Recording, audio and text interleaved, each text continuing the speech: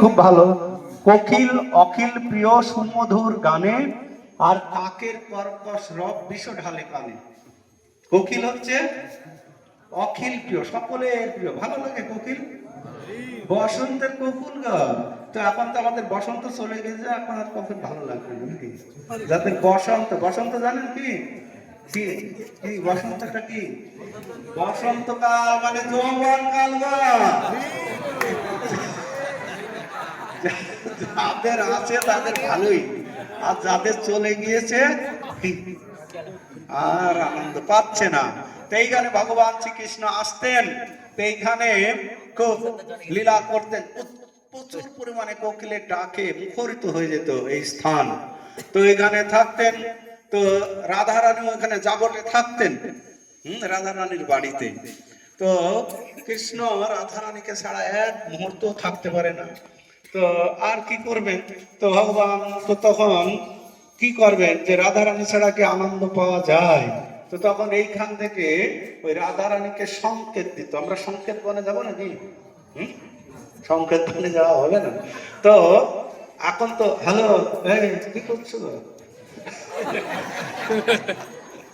কিন্তু তখন এইরকম ছিল না। তখন কৃষ্ণ এই স্থান থেকে সংকেত দিতেন, ভাই ডাকুন সবাই।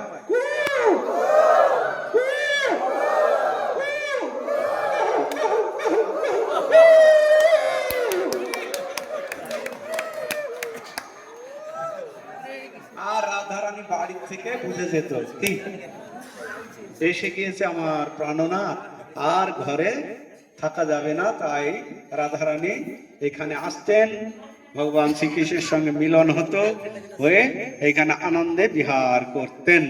তো এখানে শনিদেবের মন্দির দেখলেন, তো শনিদেবের কাছে প্রার্থনা করুন যে শনিদেব, আমার যেন কৃষ্ণের চরণে শুদ্ধ ভক্তি লাভ হয়।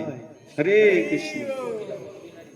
আর কোকিলা বন বিহারী এখানে আছে, তো আপনারা এখানে এসেছেন, এখানে খুব সুন্দর এই পরিবেশ তৈরি হয়েছে। কিছু দান দক্ষিণা, গৃহস্থ মানেই কিছু দান দক্ষিণা দিতে হবে। তো এখানে কিছু দান দক্ষিণা দিবেন।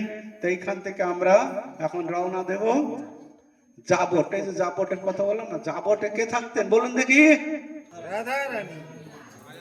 হ্যাঁ, জাবট হচ্ছে রাধারানীর শ্বশুর ঘর। আর ওই জাবটে রাধারানীর শ্বশুর ঘরে, ওখানে গিয়ে করবো না, এখানে বললে ভালো হবে না। তো যাই হোক, এখন আপনারা কি আনন্দ পাচ্ছেন? মনে হচ্ছে না? তাহলে হাসুন।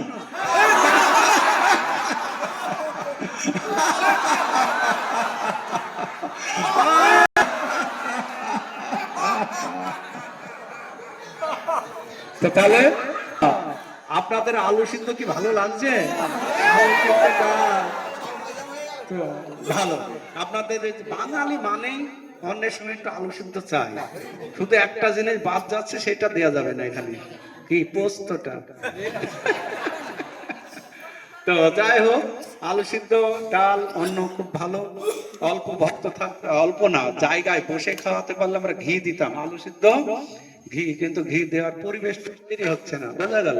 তো যাই হোক, আমাদের চলতে থাকবে এই অনুষ্ঠান।